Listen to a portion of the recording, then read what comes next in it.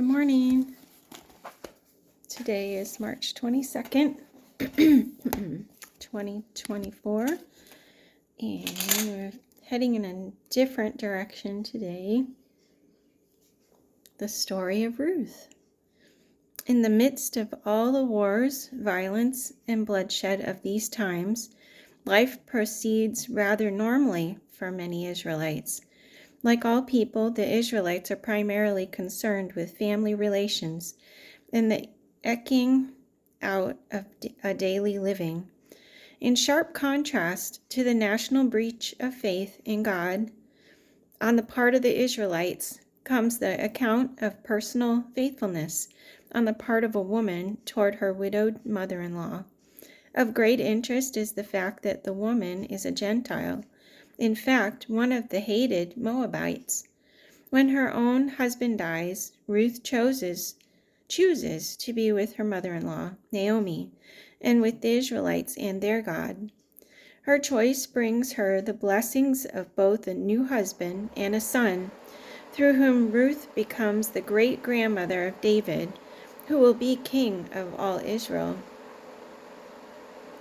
This beautiful love story shows the law of levirate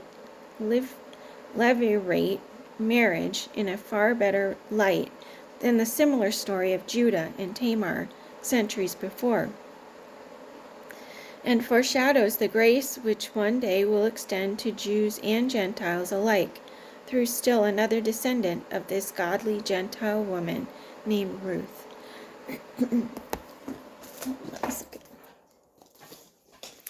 Ruth 1, verse 1, circa 1100 BC. In the days when the judges ruled, there was a famine in the land, and a man from Bethlehem in Judah, together with his wife and 2 sons, went to live for a while in the country of Moab. The man's name was Elimelech, his wife's name Naomi, and the names of his 2 sons were Mahlon and Chilion. They were Ephrathites from Bethlehem, Judah, and they went to Moab and lived there. Now Elimelech, Naomi's husband, died, and she was left with her 2 sons. They married Moabite women, one named Orpah and the other Ruth. After they had lived there about 10 years, both Mahlon and Chilion also died, and Naomi was left without her 2 sons and her husband. When she heard in Moab that the Lord had come to the aid of his people by providing food for them, Naomi and her daughters-in-law prepared to return home from there. With her 2 daughters-in-law, she left the place where she had been living and set out on the road that would take them back to the land of Judah. Then Naomi said to her 2 daughters-in-law, "Go back, each of you, to your mother's home. May the Lord show kindness to you, as you have shown to your dead and to me. May the Lord grant that each of you will find rest in the home of another husband." Then she kissed them and wept aloud and said to her, "We will go back with you to your people." But Naomi said, "Return home, my daughters. Why would you come with me? Am I going to have any more sons who could become your husbands? Return home, my daughters. I am too old to have another husband. Even if I thought there was still hope for me, even if I had a husband tonight and then gave birth to sons, would you wait until they were grown up? Would you remain unmarried for them? No, my daughters, it is more bitter for me than for you, because the Lord's hand has gone out against me." At this they wept again. Then Orpah kissed her mother-in-law goodbye, but Ruth clung to her. "Look," said Naomi, "your sister-in-law is going back to her people and her gods. Go back with her." But Ruth replied, "Don't urge me to leave you or to turn back from you. Where you go, I will go, and where you stay, I will stay. Your people will be my people, and your God my God. Where you die, I will die, and there I will be buried. May the Lord deal with me, be it ever so severely, if anything but death separates you and me." When Naomi realized that Ruth was determined to go with her, she stopped urging her.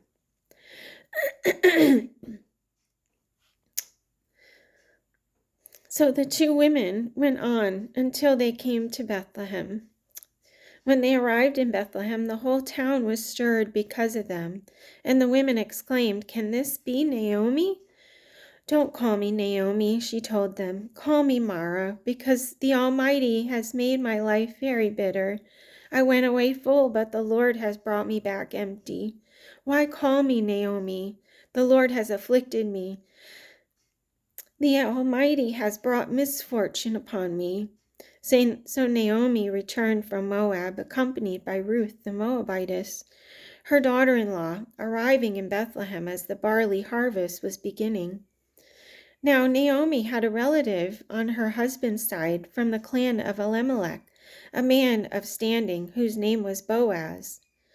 And Ruth the Moabitess said to Naomi, "Let me go to the fields and pick up the leftover grain behind anyone in whose eyes I find favor." Naomi said to her, "Go ahead, my daughter." So she went out and began to glean in the fields behind the harvesters. As it turned out, she found herself working in a field belonging to Boaz, who was from the clan of Elimelech. Just then Boaz arrived from Bethlehem and greeted the harvesters. "The Lord be with you." "The Lord bless you," they called back. Boaz asked the foreman of his harvesters, "Whose young woman is that?" The foreman replied, "She is the Moabitess, who came back from Moab with Naomi." She said, "Please let me glean and gather among the sheaves behind the harvesters." She went into the field and has worked steadily from morning until now, except for a short rest in the shelter. So Boaz said to Ruth, "My daughter, listen to me. Don't go and glean in another field, and don't go away from here. Stay here with my servant girls. Watch the field where the men are harvesting, and follow along after the girls. I have told the men not to touch you, and whenever you are thirsty, go and get a drink from the water jars the men have filled." At this she bowed down with her face to the ground. She exclaimed, "Why have I found such favor in your eyes that you notice me, a foreigner?"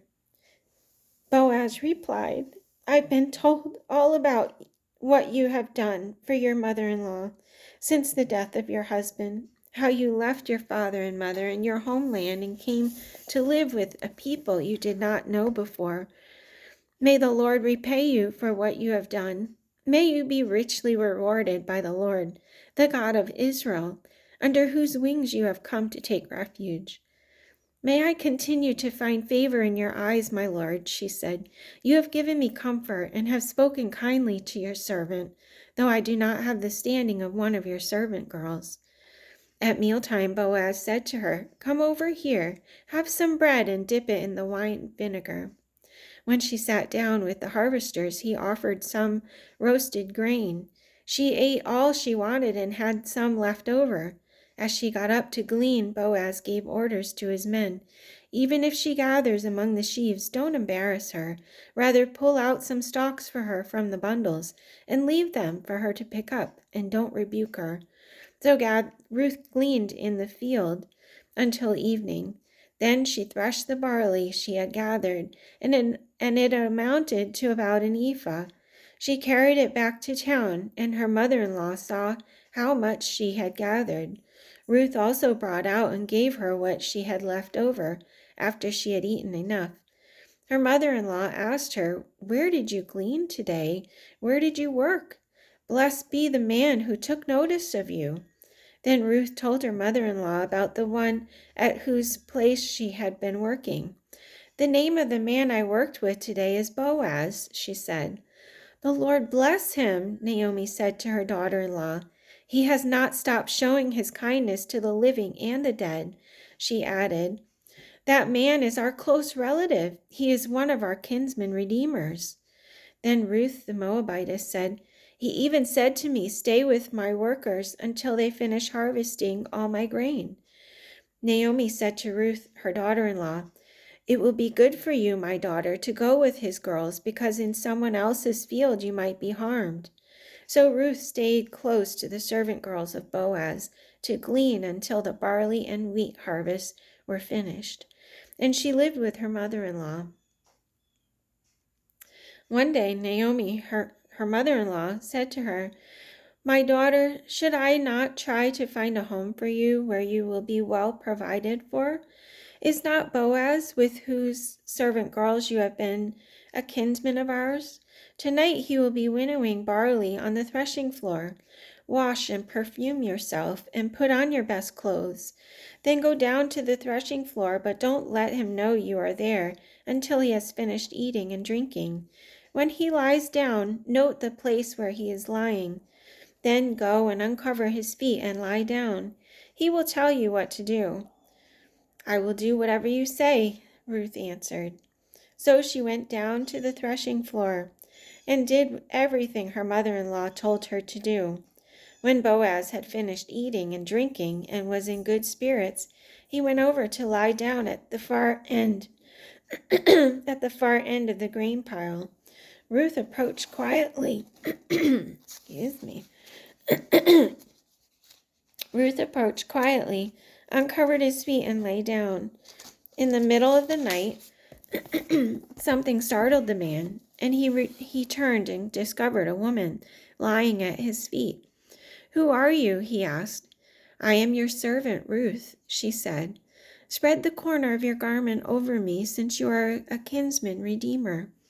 "The Lord bless you, my daughter," he replied. "This kindness is greater than that which you showed earlier. You have not run after the younger men, whether rich or poor. And now, my daughter, don't be afraid. I will do for you as you ask. All my fellow townsmen know that you are a woman of noble character. Although it is true that I am near of kin, there is a kinsman redeemer nearer than I. Stay here for the night, and in the morning, if he wants to redeem, good, let him redeem. But if he is not willing, as surely as the Lord lives, I will do it. Lie here until morning." Hold on a second.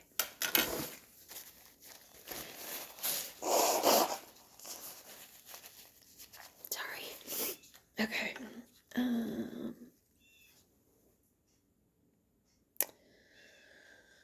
Where did I leave off? Okay. So she lay at his feet until morning, but got up before anyone could be recognized. And he said, "Don't let it be known that a woman came to the threshing floor." He also said, "Bring me the shawl you are wearing and hold it out." When she did so, he poured it into 6 measures of barley and put it on her. Then he went back to town. When Ruth came to her mother-in-law, Naomi asked, "How did it go, my daughter?"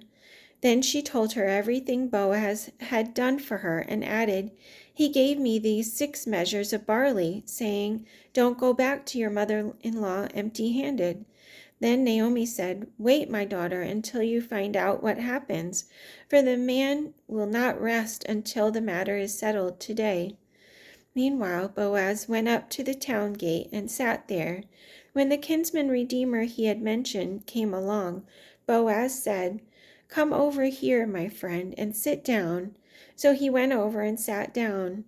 Boaz took 10 of the elders of the town and said, "Sit here," and they did so. Then he said to the kinsman redeemer, "Naomi, who has come back from Moab, is selling the piece of land that belonged to our brother Elimelech. I thought I should bring the matter to your attention and suggest that you buy it in the presence of these seated here and in the presence of the elders of my people. If you will redeem it, do so. But if you will not, tell me, so I will know. For no one has the right to do it except you, and I am next in line." "I will redeem it," he said. Then Boaz said, "On the day you buy the land from Naomi and from Ruth the Moabitess, you acquire the dead man's widow in order to maintain the name of the dead with his property." At this the kinsman redeemer said, "Then I cannot redeem it because I might endanger my own estate. You redeem it yourself. I cannot do it.